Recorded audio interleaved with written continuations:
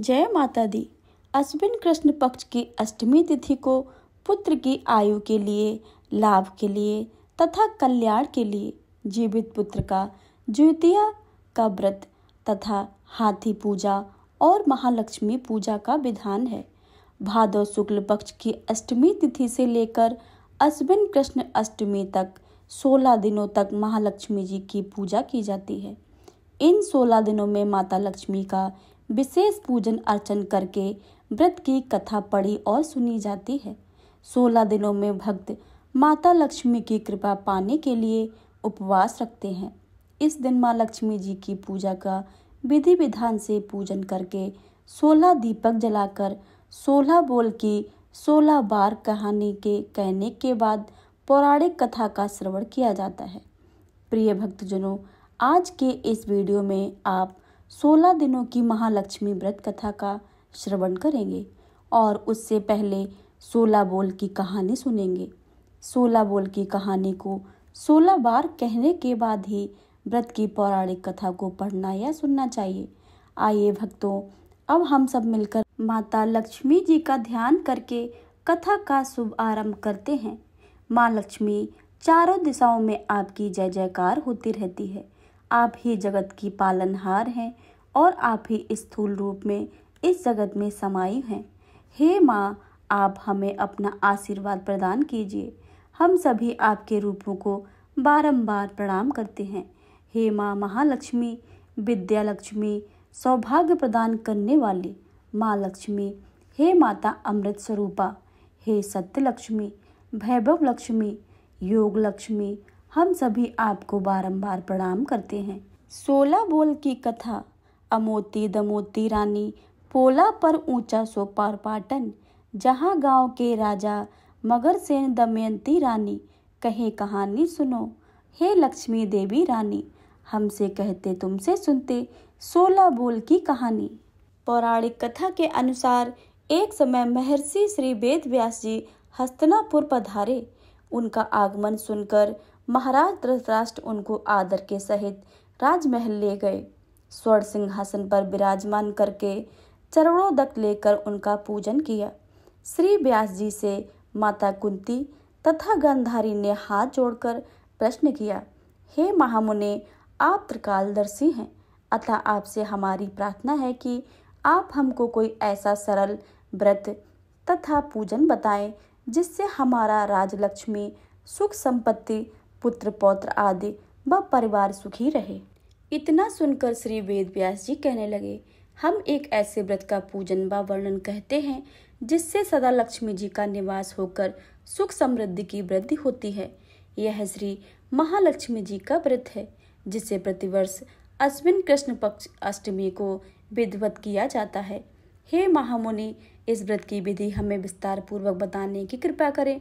तब व्यास जी बोले, हे देवी, यह व्रत भाद्रपद शुक्ल अष्टमी से प्रारंभ किया जाता है। इस दिन स्नान करके 16 सूत के धागों का डोरा बनाएं, उसमें 16 गांठें लगाएं, हल्दी से पीला करें, प्रतिदिन 16 दूब 16 गेहूं डोरे को चढ़ाएं।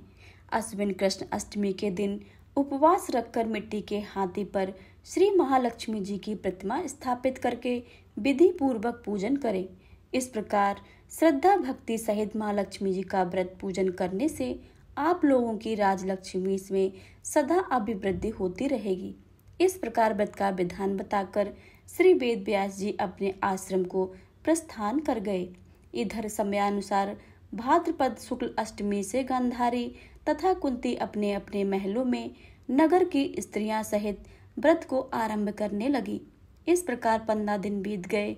16वें दिन अश्विन कृष्ण अष्टमी के दिन गांधारी ने नगर की सभी प्रतिष्ठित महिलाओं को पूजन के लिए अपने महल में बुलाया। माता कुंती के यहाँ कोई भी महिला पूजन के लिए नहीं आई। साथ ही माता कुंती को भी गांधारी ने नहीं बुलाया। ऐसा करने से माता कुंती ने अपना बड़ा अपमान समझा। उन्होंने पूजन की कोई तैयारी नहीं की एवं उदास होकर बैठ गई। जब पांचों पांडव युधिष्ठिर, अर्जुन, भीम, नकुल और सहदेव महल में आए तो कुंती को उदास देखकर पूछा, हे माता, आप इस प्रकार क्यों उदास हैं? आपने पूजन की तैयारी क्यों नहीं की है? तब माता कुंती ने कहा, हे पुत्र, आज महालक्ष्मी जी के व्रत का उत्सव गांधारी के महल में मनाया जा रहा है। उन्होंने नगर की समस्त महिलाओं को बुला लिया है और उसके 100 पुत्रों ने मिट्टी का एक विशाल हाथी बनाकर, जिस कारण सभी महिलाएं उस बड़े हाथी का पूजन करने के लिए गांधारी के यहाँ चली गईं, लेकिन मेरे यहाँ नहीं आई हैं। यह सुनकर अर्जुन ने कहा, हे माता, आप पूजन की तैयारी करें और नगर में बुलावा लगवा दें कि हमारे यहाँ स्वर्ग के ऐरावती हाथी का पूजन होगा। इधर माता कुंती ने नगर में ढिंढोरा पिटवा दिया और पूजा की विशाल तैयारी होने लगी। उधर अर्जुन ने बाण के द्वारा स्वर्ग में ऐरावती हाथी को बुला लिया। इधर सारे नगर में शोर मच गया कि कुंती के महल में स्वर्ग से इंद्र का ऐरावत हाथी पृथ्वी पर उतार कर पूजा जाएगा। समाचार को सुनकर नगर के सभी नर नारी, बालक एवं वृद्धों की भीड़ एकत्रित होने लगी। उधर गांधारी के महल में हलचल मच गई। वहां एकत्रित हुई सभी महिलाएं अपनी अपनी थालियां लेकर कुंती के महल की ओर जाने लगी। देखते ही देखते कुंती का सारा महल ठसाठस भर गया। माता कुंती ने ऐरावती को खड़ा होने के हेतु रंगों के चौक पुरवाकर नवीन रेशमी वस्त्र बिछवा दिए। नगरवासी स्वागत की तैयारी में फूल माला, अबीर, गुलाल, केसर हाथों के लिए पंक्तिबंद खड़े थे। जब स्वर्ग से ऐरावती हाथी पृथ्वी पर उतरने लगा तो उसके आभूषणों की ध्वनि गूंजने लगी। ऐरावती के दर्शन होते ही जय जयकार के नारे लगने लगे। सायंकाल के समय इंद्र का भेजा हुआ हाथी ऐरावत माता कुंती के भवन में चौक पे उतर आया। तब सब नर नारियों ने पुष्पमाला, अबीर, गुलाल, केसर आदि सुगंधित पदार्थ चढ़ाकर उसका स्वागत किया। राजपुरोहित द्वारा ऐरावत पर महालक्ष्मी जी की मूर्ति स्थापित करके वेद मंत्रोच्चारण पूजन द्वारा किया गया। नगरवासियों ने भी महालक्ष्मी का पूजन किया। फिर अनेक प्रकार के पकवान लेकर ऐरावत को खिलाए और यमुना का जल उसे पिलाया गया। राजपुरोहित द्वारा स्वस्तिक वचन करके महिलाओं द्वारा महालक्ष्मी का पूजन कराया गया। 16 गांठ वाला डोरा लक्ष्मी जी को चढ़ाकर अपने अपने हाथों में बांध लिया। ब्राह्मणों को भोजन कराया गया। दक्षिणा के स्वरूप में स्वर्ण आभूषण, वस्त्र आदि दिए गए। तत्पश्चात महिलाओं ने मिलकर मधुर संगीत लहरों के साथ भजन कीर्तन कर संपूर्ण रात्रि महालक्ष्मी व्रत का जागरण किया। दूसरे दिन प्रातः राजपुरोहित द्वारा वेद मंत्रोच्चारण के साथ जलाशय में महालक्ष्मी जी की मूर्ति का विसर्जन किया गया। फिर ऐरावत को विदा देकर इंद्रलोक को भेज दिया गया। इस प्रकार जो स्त्रियां श्री महालक्ष्मी जी का विधि पूर्वक व्रत एवं पूजन करती हैं, उनके घर में धन धान से भरपूर रहते हैं तथा उनके घर में महालक्ष्मी जी सदा निवास करती हैं। इस हेतु महालक्ष्मी जी की यह स्तुति अवश्य बोले। महालक्ष्मी नमस्तुभ्यं, नमस्तुभ्यं सुरेश्वरी, हरिप्रिये नमस्तुभ्यं, नमस्तुभ्यं दयानिधे। यह थी महालक्ष्मी की पहली पौराणिक कथा। अब आप सुनिए महालक्ष्मी व्रत की दूसरी पौराणिक कथा। यह थी महालक्ष्मी की पहली पौराणिक कथा। अब आप सुनेंगे महालक्ष्मी की दूसरी पौराणिक व्रत कथा। कथा के अनुसार एक समय की बात है। एक गांव में एक गरीब ब्राह्मण रहता था। वह नियमित रूप से भगवान विष्णु का पूजन करता था। उसकी भक्ति से प्रसन्न होकर भगवान विष्णु ने उसे दर्शन दिए और अपनी मनोकामना मांगने को कहा। ब्राह्मण ने लक्ष्मी जी का निवास अपने घर में हो ऐसी इच्छा जाहिर की। यह सुनकर भगवान विष्णु ने लक्ष्मी जी को प्राप्ति का एक सरल ब्राह्मण को उपाय बता दिया। विष्णु जी ने कहा कि मंदिर के सामने एक स्त्री आती है जो यहाँ आकर उपले थापती है। तुम उसे अपने घर आने का आमंत्रण दो। वह स्त्री ही देवी लक्ष्मी है। देवी लक्ष्मी जी के तुम्हारे घर आने के बाद तुम्हारा घर धन्य और धान से भर जाएगा। यह कहकर विष्णु जी चले गए। अगले दिन सुबह 4 बजे ब्राह्मण मंदिर के सामने बैठ गया। लक्ष्मी जी उपले थापने के लिए आई तो ब्राह्मण ने उनसे अपने घर आने का निवेदन किया। ब्राह्मण की बात सुनकर लक्ष्मी जी समझ गई कि यह सब विष्णु जी के कहने से ही हुआ होगा। लक्ष्मी जी ने ब्राह्मण से कहा, तुम 16 दिनों तक महालक्ष्मी जी का व्रत विधि पूर्वक करो। सुबह और शाम नियम पूर्वक कथा का श्रवण करो, तब मैं तुम्हारे घर आऊंगी। देवी के कहे के अनुसार ब्राह्मण ने देवी का व्रत और पूजन किया। उत्तर दिशा की मुंह करके लक्ष्मी जी को पुकारा। अपने वचन के अनुसार पूरा करने के लिए धन की देवी लक्ष्मी जी प्रकट हुई और उन्होंने गरीब ब्राह्मण के हर कष्टों को दूर किया और उसके घर को सुख संपत्ति से भर दिया। हे माँ लक्ष्मी, जैसे आपने उस ब्राह्मण पर कृपा की, वैसे ही इस कथा को कहने और सुनने वालों तथा हुंकारा भरने वाले सभी भक्तों पर अपनी कृपा बनाए रखना। अब सुनिए महालक्ष्मी जी की तीसरी पौराणिक कथा। कथा के अनुसार एक बार भगवान श्री विष्णु मृत्युलोक यानी भूलोक में विचरण करने के लिए निकल पड़े। माता लक्ष्मी जी ने भी उनसे निवेदन किया कि वह भी उनके साथ आना चाहती हैं। तब भगवान विष्णु उनके स्वभाव से परिचित थे, इसलिए उन्हें पहले ही आगाह कर दिया कि हे देवी, मैं आपको एक शर्त पर ही अपने साथ ले चल सकता हूँ। यह बात सुनकर माता लक्ष्मी जी ने मन ही मन बड़ी प्रसन्नता पूर्वक कहा कि चलिए, शर्त क्या है? सही है, भगवान साथ ले जाने के लिए मान तो गए। तब माता लक्ष्मी जी ने तुरंत बोली कि हे प्रभु, मुझे आपकी सारी शर्तें स्वीकार हैं।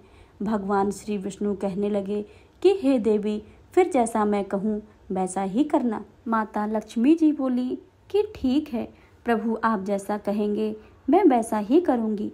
अब भगवान विष्णु और माँ लक्ष्मी जी के साथ भूलोक पर आकर विचरण करने लगे।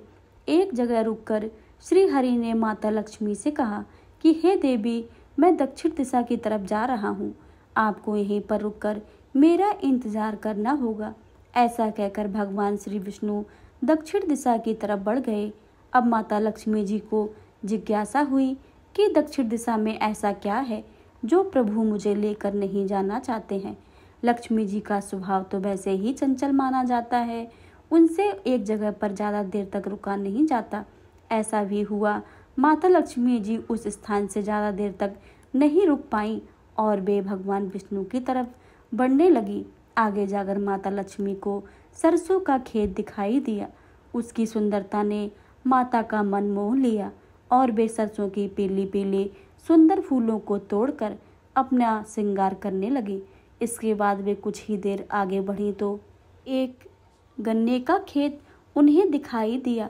उन्हें गन्ना चूसने की इच्छा हुई तो गन्ना तोड़कर उन्हें चूसने लगी कि भगवान श्री विष्णु जी वापस आ गए। सरसों के फूलों से सजी माता लक्ष्मी जी को गन्ना चूसते हुए देखकर भगवान श्री विष्णु उन पर क्रोधित हो गए। भगवान ने कहा कि देवी, आपने शर्तों का उल्लंघन किया है।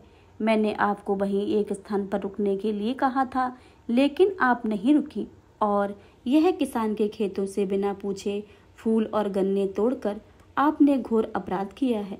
इसकी तो सजा आपको अवश्य ही मिलेगी। तब भगवान विष्णु ने माता लक्ष्मी जी को 12 वर्षों तक किसान की सेवा करने का श्राप दे दिया और स्वयं लक्ष्मी जी को छोड़कर क्षीर सागर गमन कर गए। अब विवश होकर माता लक्ष्मी जी उस किसान के घर को रहना पड़ा। एक दिन माँ लक्ष्मी ने किसान की पत्नी को देवी लक्ष्मी जी की प्रतिमा की पूजा करने के लिए कहा और कहा कि इसमें तुम जो कुछ मांगोगे वह तुम्हें मिलेगा। किसान की पत्नी ने वैसा ही किया। कुछ दिनों से उनका घर धन धान से भर गया। हंसी खुशी सुख समृद्धि से 12 सालों का समय बीत गया। इधर माता लक्ष्मी जी को दिए गए श्राप का समय पूरा हो गया। तब भगवान विष्णु माता लक्ष्मी जी को वापस लेने के लिए आए तो किसान ने माता को ना जाने को हट गया। इस पर माता लक्ष्मी ने कहा कि कार्तिक कृष्ण पक्ष के 13 के दिन अगर यह विधि पूर्वक मेरी पूजा करेगा तो वह उसके घर से नहीं जाएगी, लेकिन इस दौरान वह उन्हें दिखाई नहीं देगी।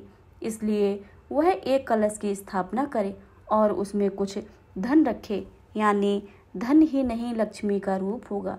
इस प्रकार 13 के दिन किसान ने माता लक्ष्मी जी के बताए की विधि के अनुसार पूजन किया और कलश की स्थापना की। तब किसान का घर धन धान्य से परिपूर्ण रहने लगा।